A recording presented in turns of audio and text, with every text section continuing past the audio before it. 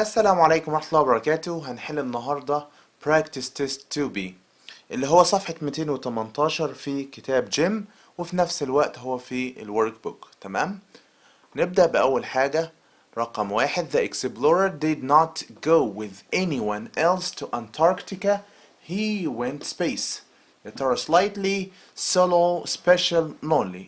الإجابة تبقى solo، والسولو هنا adverb يعني حال أو ظرف. تمام. The explorer المستكشف didn't go with anyone، ما راحش مع حد تاني else آخر يعني to Antarctica للقارة القطبية. He went solo، راح لوحده يعني ذهب بمفرده. تمام. طب ليه ما اخترناش lonely؟ lonely تعبر عن شعور بالوحدة، الشعور بالوحدة وليس وحيدا كفرد يعني. تمام. slightly يعني بطريقة خفيفة أو قليلة. special كلنا عارفين معنى special. رقم اتنين: نقط the rice that you need is in the cupboard. all, both, either, each. الإجابة تبقى all the rice، كل الرز اللي انت محتاجه في الدولاب. رقم ثلاثة: in most countries you need a or an space to drive a car. letter, degree, license, qualification. الإجابة هتبقى license عشان بيقول لك هنا drive a car. تمام. in most countries في معظم الدول أنت محتاج أو بتحتاج license، رخصة لكي تقود سيارة. طبعا هنا تبقى a license. رقم أربعة: Nagwa is enjoying her new job because space day of the week is different. Both, all, every, either. الإجابة تبقى every. يبقى نجوى بتستمتع بوظيفتها لأن كل يوم من أيام الأسبوع هو مختلف. رقم خمسة: I told my little brother to read this book because it is space for young children. هتبقى الإجابة suitable، مناسب. I told my little brother، قلت لأخوي الصغير أن يقرأ كتاب أو هذا الكتاب لأنه مناسب للأطفال الصغار. رقم ستة: Grandmother says that my brothers and I can space take a cake from the kitchen. Each ولا every ولا both ولا either. طبعا خلي بالك هنا في اس. تمام، يبقى على طول ده جمع، يبقى على طول اي مثنى خلاص راح، يبقى both وايذر خلاص راحت. طبعا مفيش حاجة اسمها every بعد فاعل او فعل. تمام، ممكن اجيب each بعد فعل، زي بالظبط مثلا هقول they are 2 pounds each، يعني هما ب2 جنيه لكل يعني هنا each معناها لكل، تفصيل يعني. تمام. الجملة بتقول ان جدتي بتقول ان انا واخواتي نقدر كل واحد فينا لكل يعني ناخد كيكة من المطبخ. رقم سبعة: My cousin wants to have a space in law. mark, work, degree, license. law يعني القانون، دراسة القانون، والدراسة بتاخد درجة علمية يبقى degree. تمام، degree درجة علمية. لايسنس في الانجليزي بيربطوها دايما بالقيادة، قيادة طائرة، قيادة قطار، قيادة سيارة، وهكذا. رقم 8: There are 2 restaurants by the park and they are space very good. في مطعمين جنب المنتزه، الاتنين حلوين، يبقى على طول both، يبقى الإجابة both. To find the bank, walk space this road and it is on the right. Alive, ashore, along, around. الإجابة تبقى along. لكي تجد البنك امشي على طول هذا الشارع أو الطريق، ستجده على اليمين، أو البنك نفسه على اليمين. رقم 10: By this time tomorrow, my father space to England. Will fly, would fly, will have flown, flies. اللي كانت بكل بساطة تبقى will have flown. ليه بقى؟ لأن في عندك باي يعني بحلول هذا الوقت غدا، يبقى مستقبل تام على طول. أبي سيكون قد سافر إلى إنجلترا. رقم 11: أشرف is a good student. He never spaced the rules. بيقول لك good student طالب جيد، أشرف طالب جيد، يبقى عمره ما يخالف القوانين أو القواعد. تمام، يبقى breaks never breaks، يعني لو شلنا never تبقى follows صح. تمام. رقم 12 the light from the sun is space strong that you cannot look at it such enough so to. عندك هنا لدرجة أن اللي هي that، يبقى نستبعد على طول أي حاجة غير that، يعني ما تمشيش مع that اللي هي إيه بقى، اللي هي enough و to. يبقى عندي الإجابة so و such، قطعا الإجابة هتبقى so لأن في صفة فقط، تمام. لكن لو في صفة واسم هيبقى على طول such. رقم 13 The maths test was very space so nobody did very well at it. Challenging, easy, uncertain, promising. يقول لك امتحان الرياضيات كان ايه بقى، كان ايه يا ترى، سهل ولا صعب؟ لا اكيد صعب. يقول لك so nobody لا احد did very well at it، يبقى challenging، يبقى هو صعب، تمام، مثير للتحدي. رقم 14 You can see Ali now because his space home just arrived has yet arrived has just arrived already arrived. طبعا ما فيش حاجة اسمها just arrived في المضارع التام، ما فيش حاجة اسمها has ويت في النص ما بين has والتصريف الثالث. has just arrived صيغة سليمة، already arrived مش موجودة في المضارع التام، يبقى على طول has just arrived. يعني انت تقدر تشوف علي دلوقتي لانه لسه واصل البيت. رقم 15 We were very tired after the sport competition and we were all spaced by 9 o'clock. Along, ahead, awake, asleep. بيقول لك كنا متعبين جدا بسبب المسابقة بتاعت الرياضة، وبالتالي كنا كلنا نايمين قبل الساعة 9، يبقى we were all asleep by 9 o'clock. رقم 16 This bag is very heavy. I am not strong space to lift it. طبعا الإجابة واضحة جدا من غير ما أشرح ليه، لأن enough طبعا قبلها صفة، الوحيدة اللي قبلها صفة enough، يبقى this bag is very heavy، الشنطة دي تقيلة جدا، أنا مش قوي بكفاية إن أشيلها، يعني تقيلة عليا يعني. 17 They thought they were lost in the desert but they became space when they saw a road. Hopeful, dreadful, helpless, hopeless. طبعا الإجابة هتبقى على طول hopeful، يعني متفائلين، يبقى هم كانوا ظنوا إنهم فقدوا أو تاهوا في الصحراء بس أصبحوا متفائلين لما شافوا الطريق، تمام. كلمة dreadful يعني رديء، يعني مثلا ممكن أقول what dreadful weather، يا له من طقس رديء، dreadful، تمام. helpless يعني غير متعاون، hopeless يعني فاقد الأمل، تمام، متشائم يعني. رقم 18 The bus went space slowly that it was quicker to walk. Such, enough, so, to. عندك لدرجة أن اللي هي that، يبقى نستبعد على طول to و enough، هيبقى عندي الإجابة so بكل تأكيد لأن بعدها حال فقط، تمام. رقم 19 Imad hit his head and became space but he is feeling much better now. Uncommon, uncertain, unconscious, unhealthy. الإجابة تبقى unconscious، فاقد للوعي، تمام. عماد اتخبطت دماغه يعني اتخبط غصب عنه طبعا مش قصدها، and became unconscious وأصبح فاقد للوعي، ولكنه he is feeling much better now، ولكنه يتحسن الآن، تمام. خلي بالك feel المفروض من الأفعال الشعور والإحساس، المفروض لا يبنى الاستمرار، تمام. لكن لما تبقى الحالة مؤقتة يعني بيتحسن دلوقتي أو حاجة بتحصل زي بالظبط، في المثال اللي هنا تحسين، في تحسين في الموضوع، يبقى feel much better، هتبقى he is feeling much better now، تمام. رقم 20 This is space an exciting book that I don't want to stop reading it. Such, enough, so, to. طبعا عندك اسم وصفة على طول واحنا مغمضين هتبقى such. طبعا لازم برضو نقرأ الجملة ونترجمها تاني. This is such an exciting book. الكتاب ده مثير جدا لدرجة اني مش عايز ابطل قراءة فيه، تمام. رقم 21 Mariam has always been good with money and does the space for a large company in Cairo. الإجابة تبقى accounts، يبقى مريم لطالما كانت شاطرة مع الفلوس، بتعرف تعد الحسابات وهكذا، وبالتالي تجري حسابات مع ايه، تجري حسابات لشركة كبيرة في القاهرة. do accounts. تمام. هنا قلنا does عشان مريم. number 22. Jumana space is good friends with my sister is really good at tennis. احنا بنتكلم عن جمانة اللي هي صديقة او يعني مصاحبة اختي.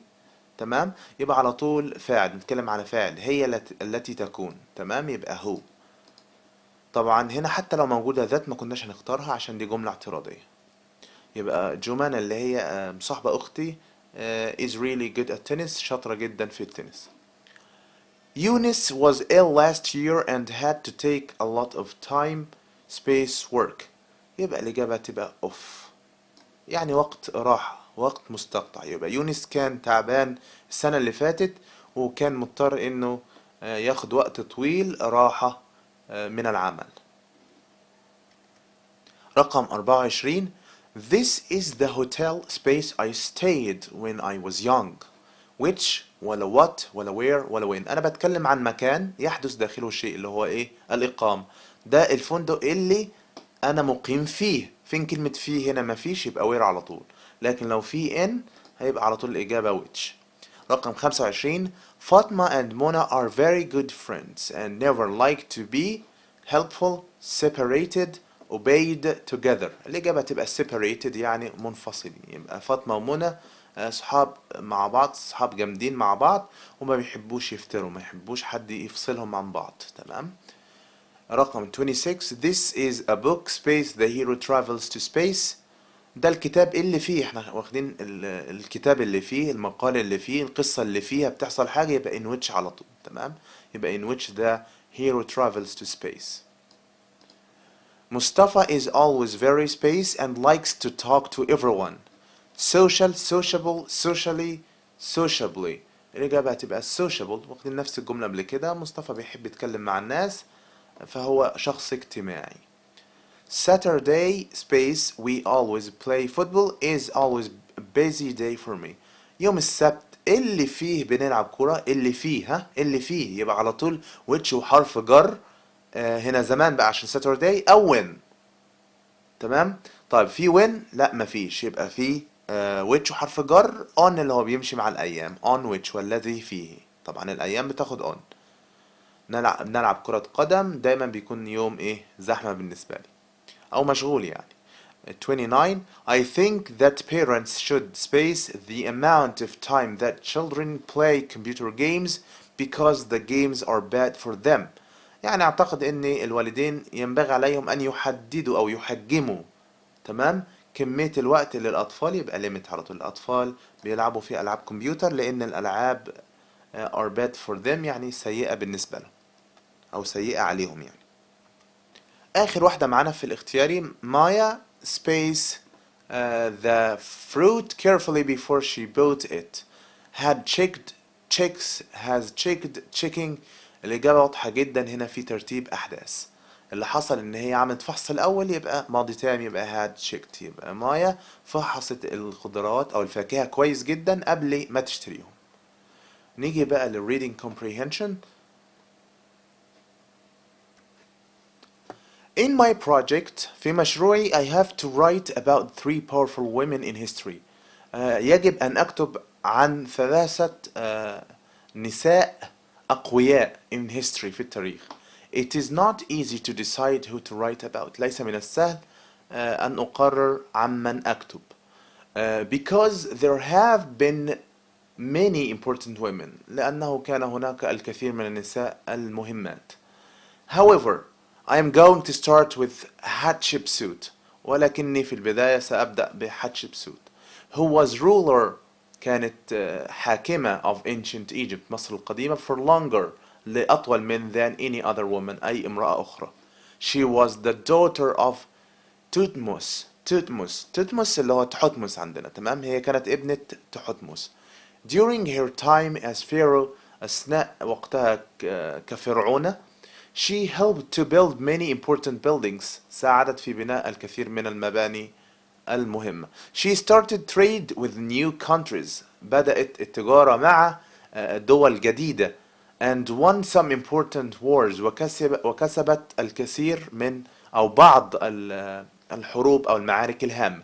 She died in around 1458 BCE.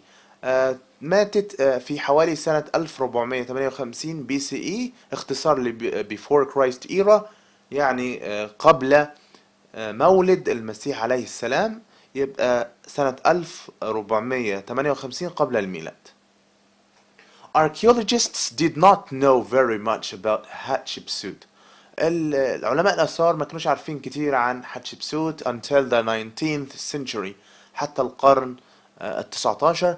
This might be because pictures هذا لربما أو بسبب إن الصور and sculptures والتماثيل of the pharaoh لهذه الفرعونة show her يظهرها as a man كرجل. Next, I want to write about Emperor Wu Zetian. Wu Zetian had a good education. يعني بعد كده هكتب عن الإمبراطورة وو زيتيان. وو زيتيان كانت أو تلقت تعليما جيدا. She was ruler of China. كانت حاكمة للصين in the first century في القرن الأول CE، اختصار ل Common Era، يعني في عهد أو بعد ميلاد. بقى هنا بعد الميلاد، يعني من بداية مولد سيدنا عيسى. تمام كده، وبالتالي يبقى هنا بعد الميلاد وليس قبل الميلاد. And helped to improve Chinese people's education. وساعدت في تحسين تعليم الشعب الصيني. Wu Zetian who died at the age of 80. Wu Zetian اللي ماتت عن عمر يناهز 80 عام also helped to improve China's agriculture. أيضا ساعدت لكي تحسن الزراعة في الصين. In that way، بهذه الطريقة there was enough food for everyone to eat. كان في طعام كافي لكل شخص يأكله أو لكي يأكل يعني. She is impressive، إنها مبهرة because she is the only woman، لأنها المرأة الوحيدة in China في الصين to have ruled، أن تحكم as an emperor كإمبراطور. Finally, I will include Britain's Queen Victoria who ruled from 1837 to 1901. في النهاية كلامي أو البروجكت المشروع بتاعي سيشمل الملكة فيكتوريا ملكة بريطانيا العظمى، والذي حكمت بريطانيا من 1837 إلى 1901. She was a respected queen for 63 years. كانت ملكة محترمة لمدة 63 عام at a time في وقت when Britain was the most powerful country in the world، في وقت ما كانت بريطانيا أقوى دولة في العالم. She was also a wife، كانت أيضا زوجة and the mother of 9 children، وأم ل9 أطفال. The queen insisted on a law to stop people using slaves. يعني الملكة أصرت على أن تسن قانون لكي يوقف استخدام أو يوقف الناس من استخدام العبيد. slaves يعني عبيد. slaves in 1838 في سنة 1838. She was also responsible for reducing the number of hours. أيضا هي مسؤولة عن تقليل عدد الساعات that people had to work in factories، اللي الناس بيشتغلوها في المصانع. السؤال رقم 1. Which of the following did Hatshepsut not do؟ خلي بالك من الحتة دي. not do يعني ما عملتوش يعني. to help ancient Egypt. طبعا في القطعة هنبص في القطعة هي عملت ايه بقى. نشوف الثلاث حاجات اللي عملتهم اهو من اول هنا. اول حاجة عملتها she helped to build many important buildings، يبقى اول حاجة بنت مباني. تمام. started trade with new countries، بدأت تجارة جديدة مع دول تانية. won some important wars، وكسبت معارك هامة. طيب هنا ايه ما ذكروش اللي هو open new schools، يبقى الإجابة هتبقى ايه open new schools. تمام. الحاجة الوحيدة اللي ما عملتهاش. Number 2. How do you think that Wu Zetian's education helped her to be a good ruler؟ يا ترى she learned يعني ازاي تعليم وو زيتيان ساعدها ان تبقى good ruler، حاكمة كويسة. she learned how to help other people، جايز اتعلمت ازاي تساعد الناس التانيين. جايز she could trade with other countries، بس هو ما ذكرش الحتة دي خالص في القطعة. she knew about art، ما تكلمش عن انها تعرف فن اصلا. she could win wars، ما تكلمش عن انها بتحارب خالص، يبقى الاجابة على طول she learned how to help other people. رقم 3 how did Wu Zetian make sure that people had enough to eat؟ يعني كيف لوو زيتيان أن تتأكد من الناس لديها طعام كافي لتأكل، تمام؟ يا ترى she helped people's education، ساعدت في تعليم الناس، طبعا ملهوش علاقة بالأكل. she improved farms، أيوة هي دي الإجابة، she improved farms. she opened shops، طبعا ما بتكلمش على الكلام ده. she opened factories، ما بتكلمش على الكلام ده خالص. نيجي بقى الرقم 4 what is the main idea of the text؟ ما هي الفكرة الرئيسية للنص؟ women should be rulers، يجب على النساء أن تكون قادة أو حكام. طبعا هو ما تكلمش عن كده، ده هو بيعمل مشروع عن 3 نساء عظيمات، تمام؟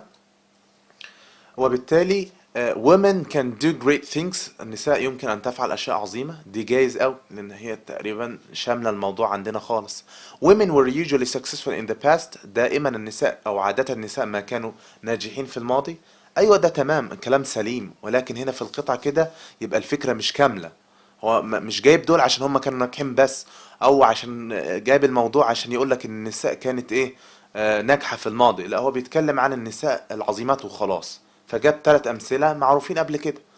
You can trust women، تستطيع أن تثق في النساء. هو حد شكك في النساء؟ في حد شكك في القطعة ولا قبل كده؟ لا طبعا، يبقى الإجابة على طول women، هنا أعم وأشمل. women can do great things. رقم 5 what does the underlined word this refer to؟ عشان نعرف هي this تشير إلى إيه نرجع للقطعة.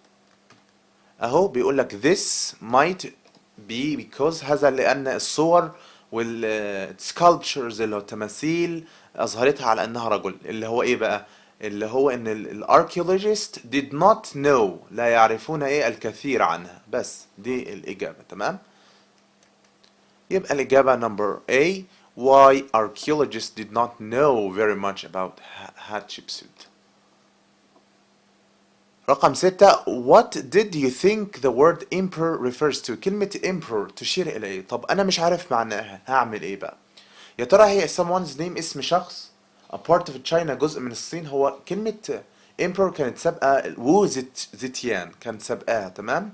واضح جدا إن ده لقب، تمام؟ ده لقب، والدليل ركز معايا كده في القطعة. لو هو اسم تبعها، تمام، تبع ويزيتيان، ما كانش حط امبرور في الايتاليك لاين ده، الخط المايل ده، ما كانش حط امبرور فيه، تمام؟ او كان خلاهم نفس الخط. واضح هنا ان ده غير ده، يعني هنا ده اسم حاجة، واحنا عرفنا من القطعة ان هي حكمت الصين وهكذا، يبقى ده لقب اكيد ruler. يبقى الاجابة على طول the title of a ruler، تمام؟ Do you agree with the choice of these 3 women? Why not؟ هل توافق على اختيار هذه النساء؟ لماذا لو انت موافق، او ليه لا لو انت مش موافق؟ طبعا الإجابة واضحة، موافقين يعني عشان هم ايه هنقول great women because they could rule countries، تمام، قدروا يحكموا دول، تمام. قلنا yes of course as they could rule countries، وكمان emperors، تمام. يعني كمان مش دول بس. مثلا Great Britain اللي الملكة فيكتوريا، Great Britain دي كانت كذا دولة في بعض. and this is something amazing، وهذا شيء مذهل. رقم 8 which 3 women does the writer choose to write about؟ مين التلاتة؟ طبعا احنا عارفينهم التلاتة، مش هنكتبهم، ان هم هاتشبسوت و وزيتيان وكمان كوين فيكتوريا، تمام. رقم 9 what were 3 of Hatshepsut's accomplishments؟ accomplishments يعني انجازات، خلي بالكم من الكلمة دي، accomplishments يعني انجازات، تساوي achievements بالظبط، تمام. ادي الانجازات بتاعت هاتشبسوت. she helped to build many important buildings, started trade with new countries and won some important wars. رقم 10 بيقول give a suitable title for this passage، اعطي عنوانا مناسبا لهذه القطعة. مثلا نقول great 3 women in history، تمام، واضحة جدا وسهلة. نيجي بقى the novel. Choose the correct answer. Number one, why wasn't Rasindel as sick as the king was? ليه راسندل لم يمرض مثل ما مرض الملك؟ يا ترى he was stronger than the king؟ كان أقوى من الملك؟ لا طبعا. He did not eat the same food as the king، يعني ما أكلش نفس الطعام زي ما أكل الملك؟ لا طبعا، لأن الطعام ما كانش مسمم، ده الكيكة كانت مسممة. He did not eat as many cakes as the king. هي دي، ما أكلش كيك قد الملك. واضحة جدا الإجابة. تمام. رقم اتنين، how does Rasindel feel about pretending to be the king؟ يعني راسندل شعر بإيه حيال التظاهر لأن يكون ملك؟ أكيد كان شعر إيه؟ nervous. يبقى he feels nervous، كان متوترا. تمام، يشعر بالتوتر.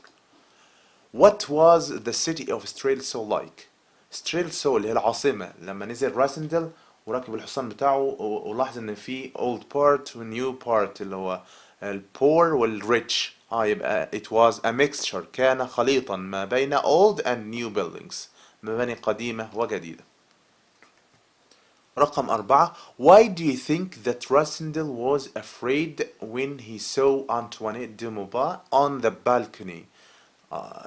ليه راسندل كان خايف لما شاف أنطوانيت في البلكونة؟ أكيد طبعا ممكن تتعرف عليه، يبقى because she recognized him. اللي اتعرفت عليه؟ لا، هي متعرفتش لسه، احنا مش عارفين. because he thought that she might recognize him.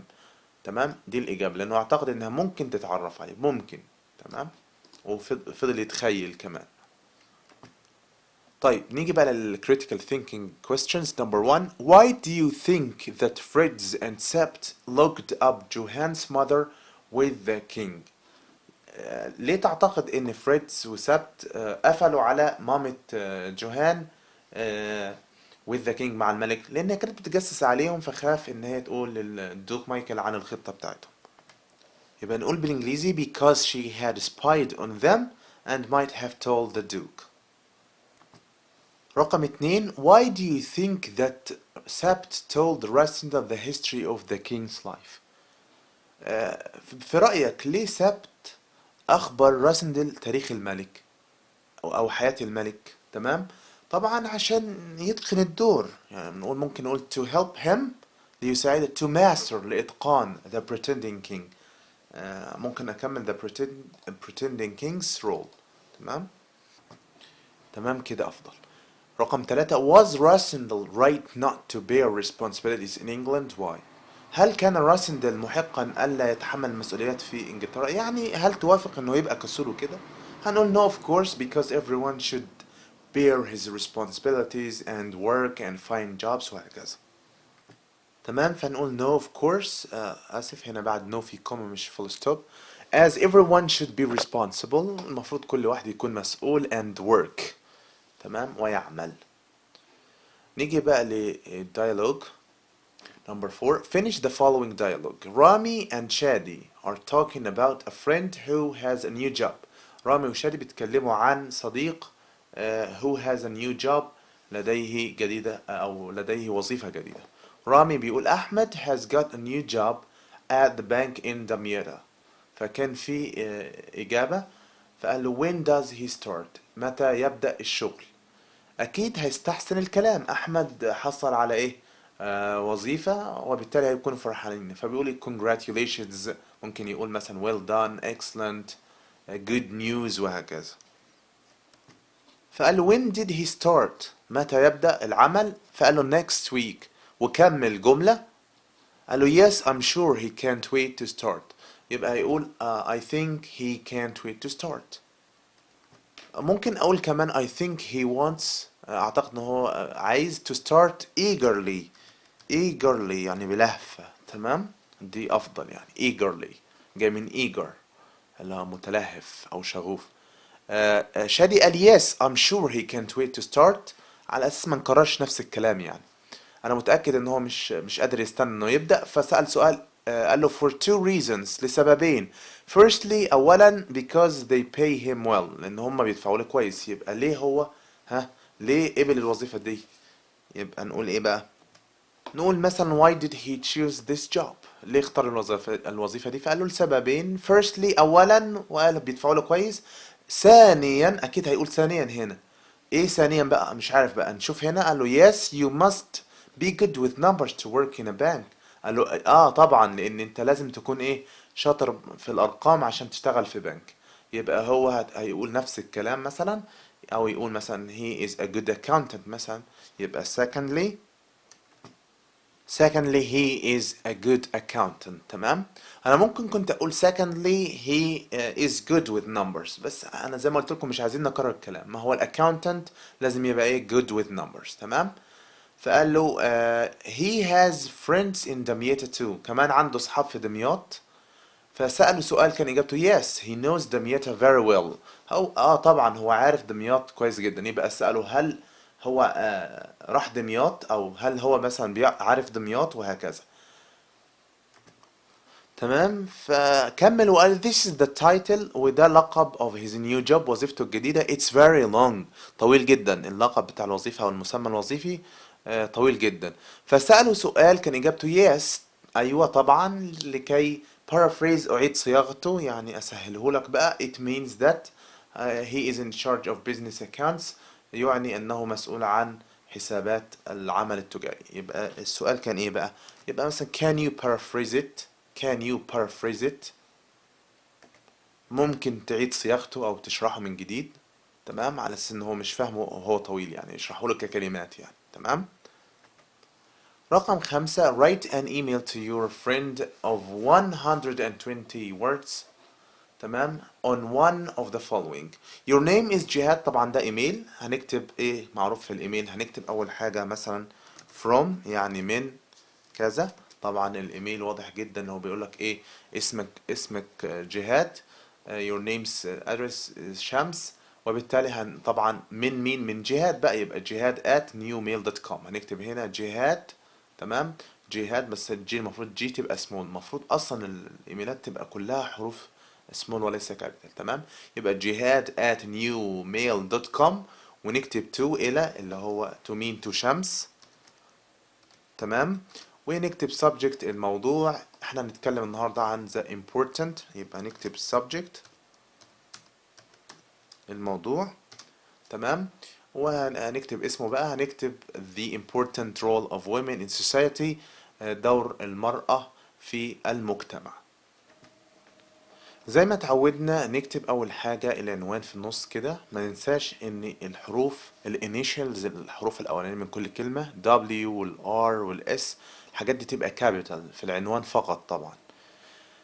Women are important in our society. النساء مهمة جدا في مجتمعنا. Every woman has her own job or duty. كل امرأة لديها وظيفتها الخاصة وواجبها الخاص in this modern society، في هذا المجتمع الحديث. In which، والذي فيه men are still the strongest gender. ما زال الرجال يهيمنون في strongest gender.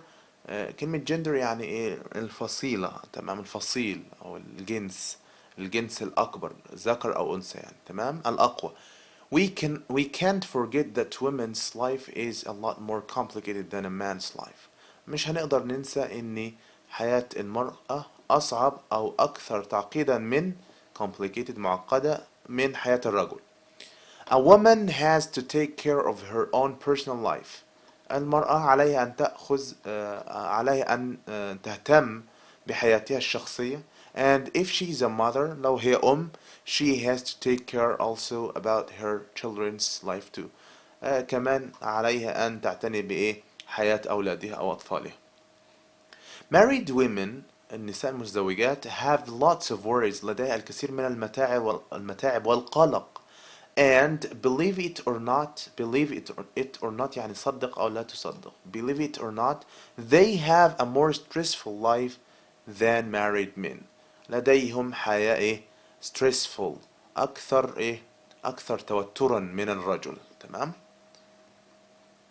Several times in my life I have heard commentaries about the lack of importance of women. أنا سمعت مرات عديدة تعليقات عن lack of importance، يعني نقص أهمية المرأة وهكذا. I am personally against this kind of commentaries. أنا شخصيا ضد هذه التعليقات. In my life the most important person I remember is my mother. في حياتي أكثر شخص مهم هو أمي. Personally, I can't imagine my life without the image and the support of my mother. بالنسبة لي لا أستطيع أن أتخيل الحياة بدون صورة أو دعم أمي. I believe that a mother is the 80% of the care you will ever will need.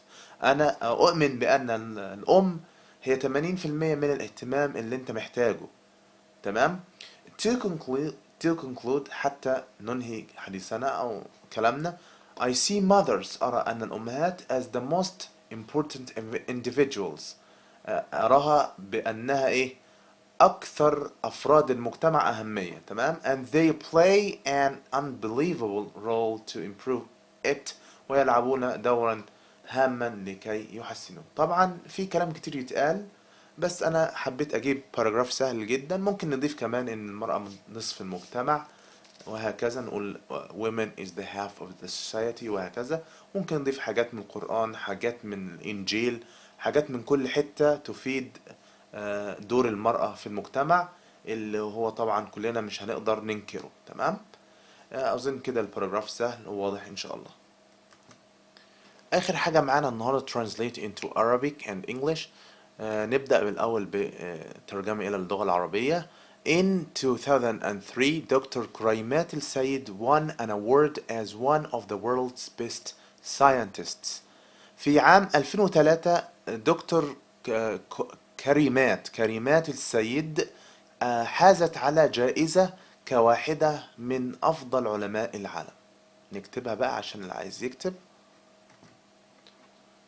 تمام. نيجي بقى لرقم 2. The problem with freelance work is that you don't always get regular work. المشكلة في العمل الحر ان انت ايه لا تحصل على عمل منتظم.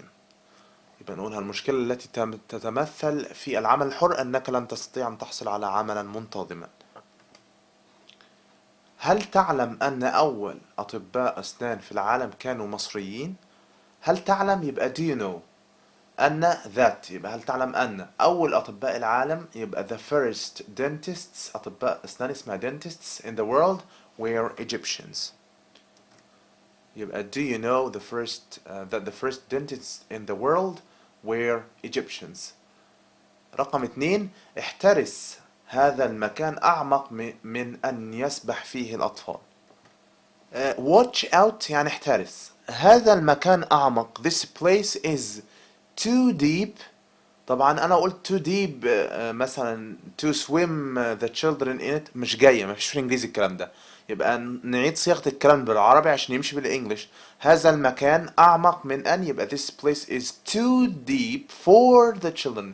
يبقى هذا المكان اعمق على الاطفال، يعني هذا المكان عميق جدا للغايه على الاطفال لان يسبحوا فيه، يعني مش هيقدروا يسبحوا فيه. تمام. يبقى كده استخدمنا ايه قاعده اللي هي to. تمام. وفي النص for. يبقى watch out this place is too deep for the children to swim in. تمام كده. وبالتالي نكون خلصنا الحمد لله الامتحان. أشوفكم على خير إن شاء الله. السلام عليكم ورحمة الله وبركاته.